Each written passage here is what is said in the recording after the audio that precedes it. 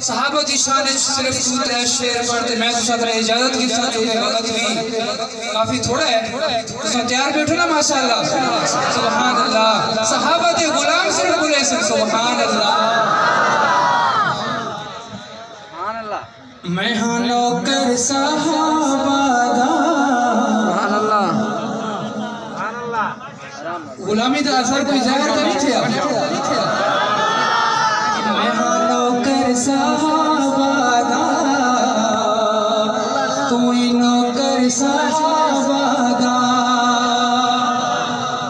تسی سارے نوکر صحابہ دے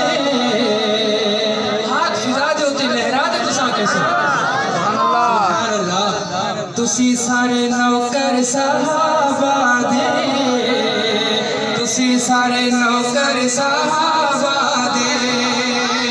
لوگوں صحابہ کیا ہیں نہ میری زبان انہوں کو بیان کر سکتی ہے نہ کوئی انہوں کو عالم بیان کر سکتے جنہوں کو خود خدا بیان کرے جنہوں کو خود قرآن بیان کرے ان کی تعریف اساں کیا کر سکتے میں ہاں نوکر صحابہ دا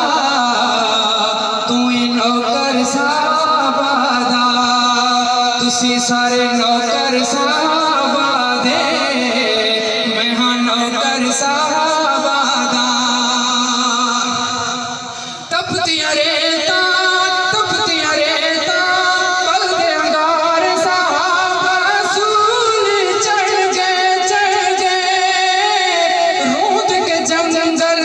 چیر کے دریا کسرا محل دے چڑھ گئے